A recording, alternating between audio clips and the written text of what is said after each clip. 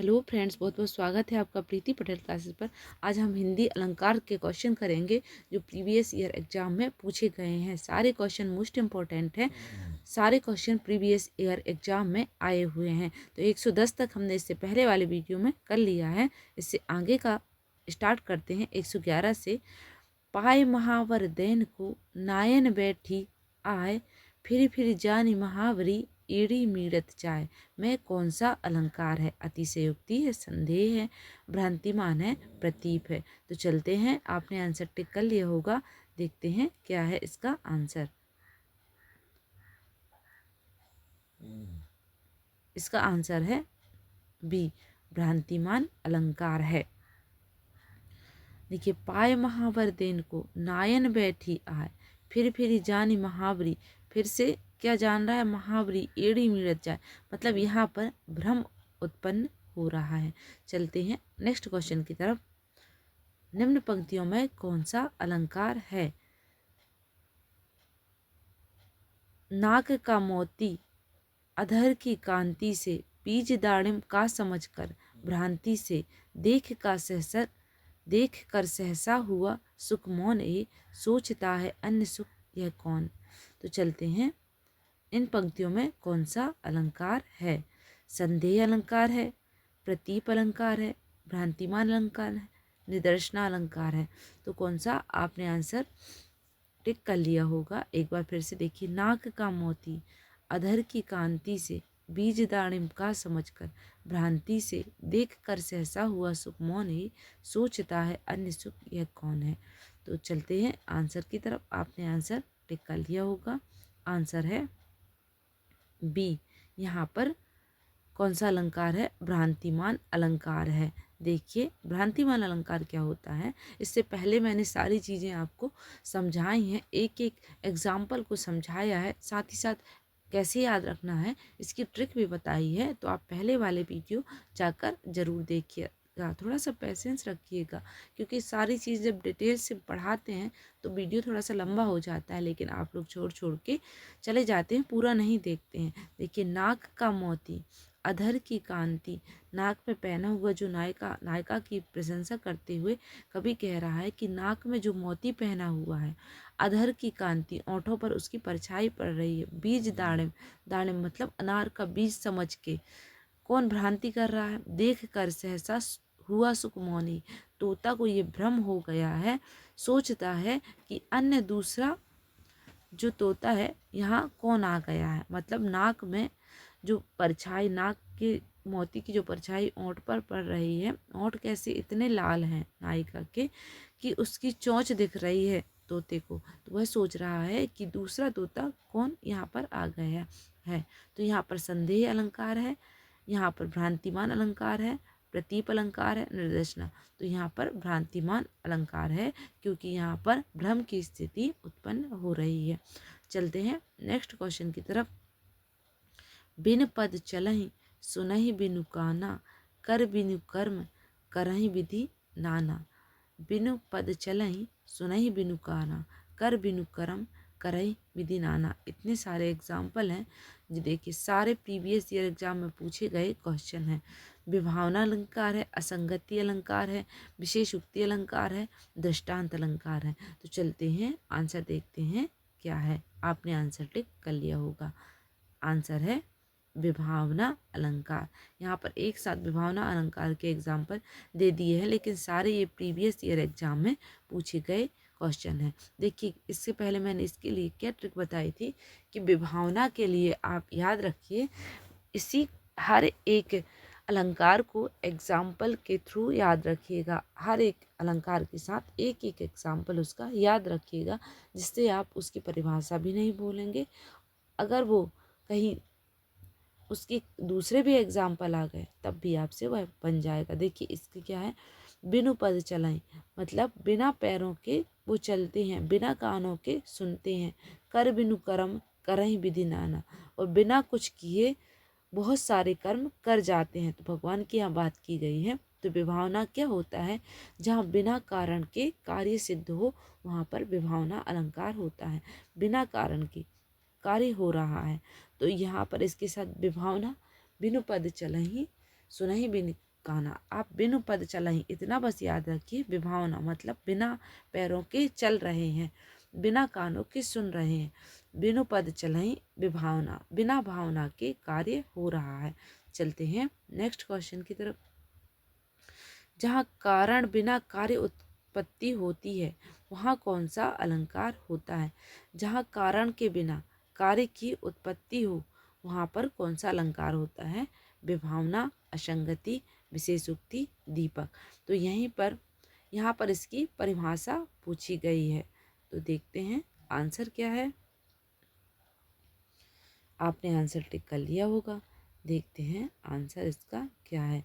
Answer है विभावना। यहाँ पर इसकी परिभाषा पूछी गई है कि जहाँ बिना कारण के कार्य हो जाए, बिना कारण नहीं है लेकिन तब भी कार्य हो रहा है, वहाँ पर विभावना अलंकार होता है। चलते हैं नेक्स्ट क्वेश्चन की तरफ।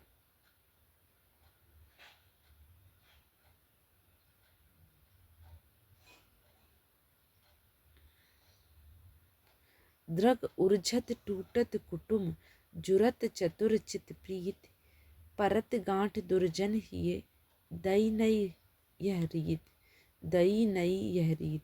उक्त दोहा में प्रयुक्त अलंकार बताइए। विषम है, व्यतिरेक है, असंगति है, निर्दर्शना है। तो चलते हैं, आपने आंसर टिक कर लिया होगा। आंसर की तरफ चलते हैं। आंसर है व्यतिरेक अलंकार है यहाँ पर। चलते हैं नेक्स्ट क्वेश्चन की तरफ। दृग उर्झत टूटत कुटुम, फिर से वही, क्योंकि यह फिर से रिपीट हुआ है इस वजह से यह एग्जाम्पल फिर से आ गया। दृग उर्झत टूटत कुटुम, जुरत चतुर चित प्रीत, परत गांठ दुर्जन हिये, दई नई यह रीत। निर्दर्शना, असंगति, दृष्टांत, विभावना। तो सारे इन एग्जाम्पल को मैंने डिटेल से पढ़ाया है इससे पहले वाले वीडियो में, तो पहले आप जाकर उसको ज़रूर देखिएगा। चलते हैं आंसर देखते हैं कौन सा है। आंसर विभावना दृष्टांत अलंकार है। देखिए एक साथ एक से ज़्यादा, एक दोहे में, एक पंक्ति में एक से ज़्यादा अलंकार भी हो सकते हैं। यहाँ पर दृष्टांत अलंकार भी है क्योंकि यहाँ पर दृष्टांत देकर, एग्जाम्पल देकर समझाया गया है, इसलिए यहाँ पर दृष्टांत अलंकार है। नेक्स्ट क्वेश्चन की तरफ चलते हैं। द्रग उर्झत टूटत कुटुम, जुरत चतुर चित प्रीत। फिर से वही अलंकार, लेकिन एक मैंने बताया आपको, एक पंक्ति में एक से ज़्यादा अलंकार भी हो सकते हैं। विरोधाभास है, विभावना है, असंगति है, निर्देशना है। तो चलते हैं आंसर देखते हैं क्या है। आंसर है असंगति अलंकार। अब एक ही पंक्ति है लेकिन तीन अलंकार यहाँ पर इसी क्वेश्चन से अलग अलग अलंकार पूछे गए हैं। इसी पंक्ति से अलग अलग अलंकार हर एक पेपर में पूछे गए हैं। तो एक पंक्ति में एक से ज़्यादा अलंकार भी हो सकते हैं। यहाँ पर देखिए अनुप्रास अलंकार भी हो सकता है क्योंकि ता बार बार रिपीट हो रहा है। यहाँ पता, यहाँ ता, यहाँ ता, यहाँ ता, तो व्यंजन वर्ण रिपीट हो रहे हैं, इसलिए यहाँ पर अनुप्रास अलंकार भी हो सकता है। नेक्स्ट क्वेश्चन की तरफ चलते हैं।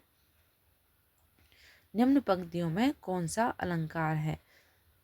एक मयान में दो तलवारें कभी नहीं रह सकती, किसी और पर प्रेम नारिया पति का, किसी और पर प्रेम नारियों पति का क्यों सह सकती, पति का क्या सह सकती है। एक बार फिर से पढ़ते हैं। एक मयान में दो तलवारें कभी नहीं रह सकती हैं, किसी और पर प्रेम नारियां पति का क्यों सह सकती हैं। चलते हैं आंसर देखते हैं क्या है।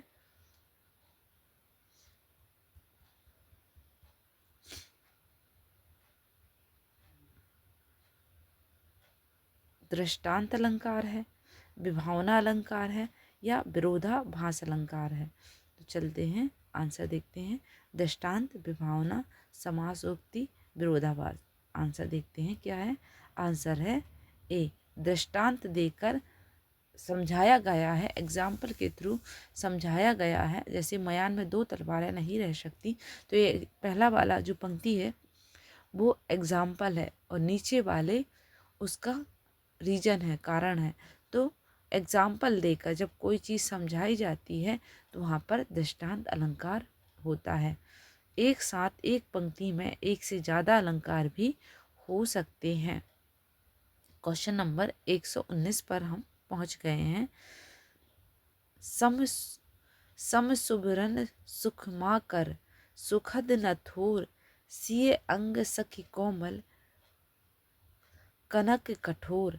इस छंद में प्रयुक्त अलंकार है, निदर्शना है, समासोक्ति है, व्यतिरेक है, अर्थ अंतर्यास अलंकार है। चलते हैं आंसर देखते हैं क्या है। अर्थ अंतर्यास अलंकार है। चलते हैं आंसर देखते हैं। आंसर है बी, व्यतिरेक अलंकार यहाँ पर है। चलते हैं नेक्स्ट क्वेश्चन की तरफ।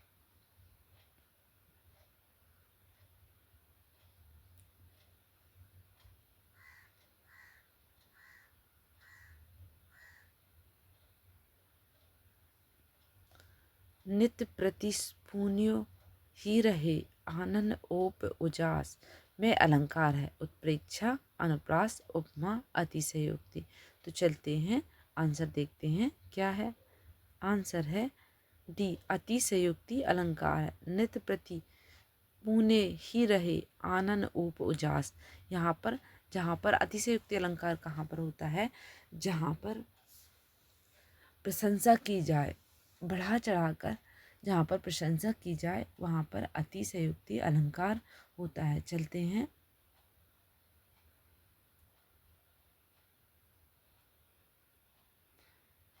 नीति भरे नित प्रति रहे तऊ न प्यास बुझाए। पंक्ति में कौन सा अलंकार है। नीर भरे नित प्रति रहे तऊ न प्यास बुझाए अतिशयोक्ति है, विभावना है, विशेषोक्ति है, उपमा है। तो आंसर देखते हैं क्या है। आंसर है विशेष उक्ति है, विशेष उक्ति है। नीर भरे नित प्रति रहे, नीर से भरे हुए हैं लेकिन उसके बाद भी प्यास नहीं बुझ रही है। ये विभावना अलंकार का उल्टा होता है। विभावना में क्या होता है, बिना कारण के कार्य हो रहा है, जबकि विशेष उक्ति अलंकार में क्या होता है, कारण होते हुए भी कार्य नहीं हो रहा। जैसे कि नीर भरे, नीर से भरे हुए हैं, जो आँखें हैं नीर से भरी हुई हैं, उसके बाद भी उनकी प्यास नहीं बुझ रही है। मतलब वह किसी को देखना चाह रही हैं। और दर्द हो रहा है।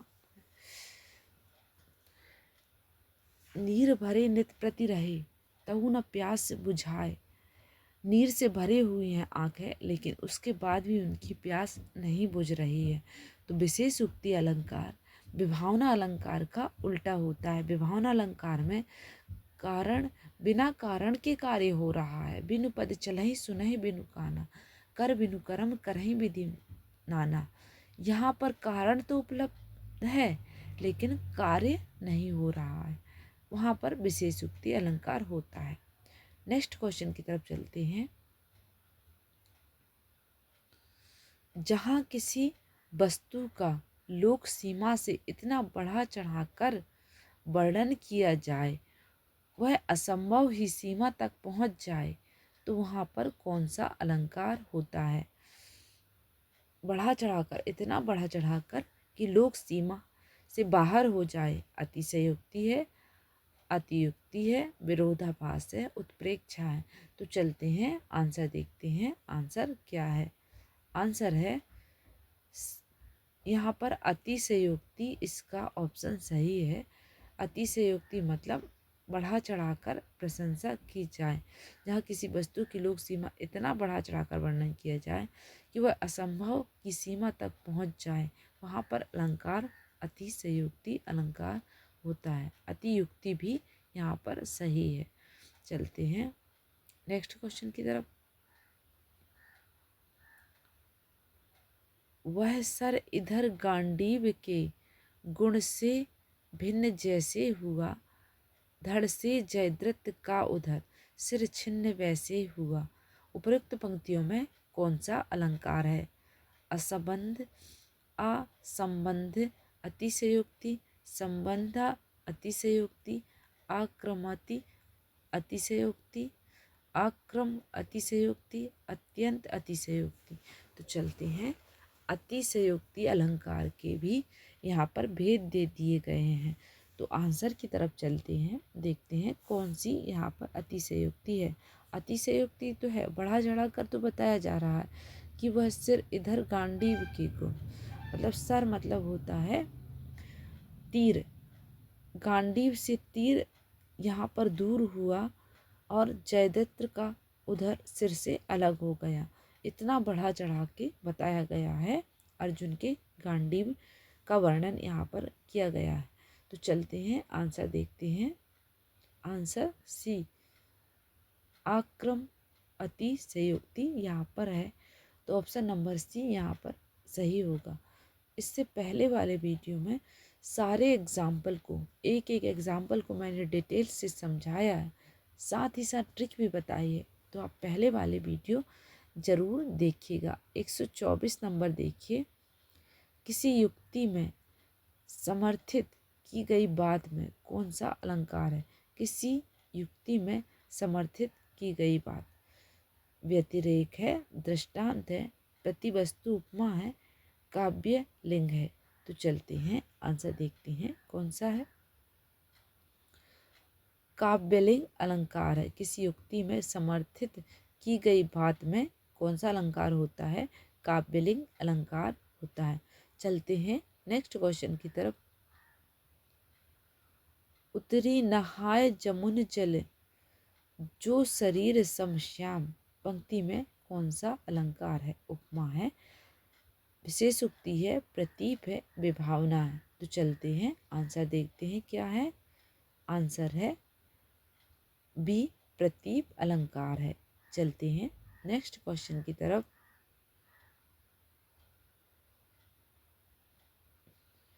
माँ के शुचि उपकार का जीवन में अंत नहीं, निस्वार्थ साधना पथ पर माँ जैसे संत नहीं।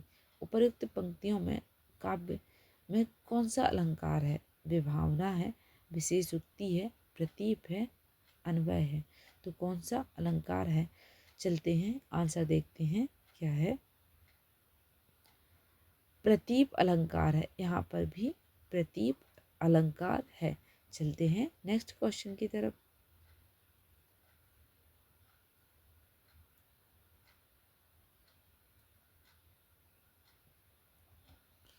बूंद आघात सहे गिरी कैसे, खल के बचन संत सह जैसे। में अलंकार है, उपमा अलंकार है, उत्प्रेक्षा अलंकार है, उदाहरण है, रूपक अलंकार है। तो चलते हैं, आंसर देखते हैं। बूंद आघात सहे गिरी कैसे, खल के वचन संत सह जैसे। में कौन सा अलंकार है? देखते हैं, आंसर तक चलते हैं। आंसर है बी, उदाहरण। यहाँ पर उदाहरण दिया गया है, बूंद आघात सहे गिरी कैसे, खल के वचन संत सह जैसे। उदाहरण देकर किसी चीज़ को समझाया जाता है तो वहाँ पर उदाहरण अलंकार होता है। चलते हैं नेक्स्ट क्वेश्चन की तरफ। बीती विभावरी जागरी, अंबर पनघट में डूबो रही, तर घट ऊषा नगरी। तो चलते हैं, उत्प्रेक्षा है, रूपक है, उपमा है, उपमेय उपमा है। तो चलते हैं, आंसर देखते हैं क्या है। आंसर है सी, रूपक अलंकार है। अंबर को पनघट का ही रूप दे दिया गया है। ये समता सूचक चिन्ह इसकी विशेषता है। तो यहाँ पर रूपक अलंकार है। अभेद रहित आरोप जहाँ पर होता है वहाँ रूपक अलंकार होता है। चलते हैं नेक्स्ट क्वेश्चन की तरफ। इन सारे अलंकारों को, इससे प्रीवियस ईयर जो क्वेश्चन मैंने करवाए हैं, सारी चीज़ों को मैंने डिटेल से पढ़ाया है। तो इससे पहले वाले वीडियो आप ज़रूर देखिएगा। फूले का सकल मही छाए, जनु बरसा ऋतु प्रकट बुढ़ाए। उत्प्रेक्षा है, रूपक है, उपमा है, श्लेष है। तो चलते हैं, आंसर देखते हैं क्या है। आपने आंसर टिक कर लिया होगा। आंसर है उत्प्रेक्षा अलंकार। उत्प्रेक्षा अलंकार की क्या मैंने ट्रिक बताई थी कि मन मानो आ जाए, मनहु आ जाए, जानो आ जाए, जनु आ जाए, ये कल्पना करता है, कल्पना यहाँ पर हो रही है। तो ये शब्द मनु भैया की सब लोग उपेक्षा करते हैं। ऐसे ट्रिक के थ्रू हमने याद रखा था, क्योंकि उत्प्रेक्षा अलंकार में किसी चीज़ की कल्पना हो रही है। बार बार उत्प्रेक्षा अलंकार से क्वेश्चन पूछे गए हैं। तो यहाँ पर ये वाचक शब्द जनु है, ये हमको बता रहा है कि अलंकार उत्प्रेक्षा है। चलते हैं नेक्स्ट क्वेश्चन की तरफ। या मुरली की अधरन धरी अधरन धरूंगी। रूपक अलंकार, उपमा अलंकार, यमक अलंकार, उत्प्रेक्षा अलंकार। चलते हैं आंसर देखते हैं क्या है। आंसर है यमक अलंकार। यमक को हमने कैसे याद किया था? कनक कनक, इसके साथ एक कनक का अर्थ होता है सोना, एक कनक का अर्थ होता है धतूरा। मतलब यमक में एक जैसा शब्द दो बार आएंगे, लेकिन दोनों का मीनिंग अलग अलग होगा। या मुरलीधर, मुरलीधर यहाँ पर धरी अधरन, मुरलीधर अधरन अधरन, दोनों का मीनिंग अलग अलग है, इसलिए यहाँ पर यमक अलंकार होगा। इसके आगे के क्वेश्चन हम नेक्स्ट वीडियो में करेंगे। इससे पहले वाले आप जो हिंदी लिटरेचर अगर आप पढ़ रहे हो तो हिंदी लिटरेचर के सारे क्वेश्चन मैंने प्रीवियस ईयर करवाए हैं, साथ ही साथ उनकी ट्रिक भी बताई है, तो आप उनको जाकर ज़रूर देखिएगा। सारे क्वेश्चन मोस्ट इम्पोर्टेंट हैं। Thank you for watching.